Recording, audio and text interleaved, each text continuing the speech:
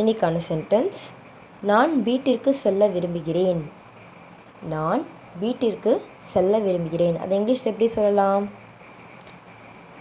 I would like to go home. I would like to go home. நான் வீட்டிற்கு செல்ல விரும்புகிறேன். 5 புத்தகங்கள் வாங்குகிறார். 5 புத்தகங்கள் வாங்குகிறார். அது இங்கிலீஷில் எப்படி சொல்லலாம்? He is buying 5 books. He is buying 5 books. 5 புத்தகங்கள் வாங்குகிறார்.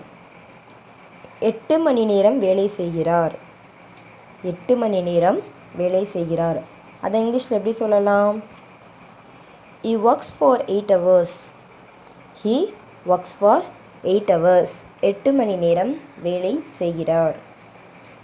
நான் 3 விலை தருகிறேன். நான் 3 விலை தருகிறேன். I will give 3 prizes. I will give 3 prizes.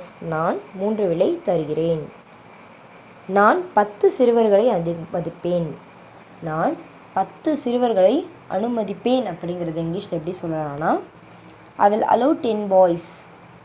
I will allow 10 boys. நான் 10 சிறுவர்களை அனுமதிப்பேன். கதவை திறப்பாயா?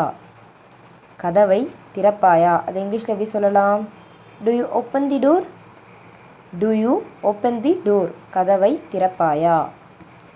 இது இடது பக்கத்தில் உள்ளது. இது இடது பக்கத்தில் உள்ளது. இதை எப்படி சொல்லலாம்? It's on the left side. It's on the left side. இது இடது பக்கத்தில் உள்ளது. நான் உன்னை விரும்புகிறேன். நான் உன்னை விரும்புகிறேன்.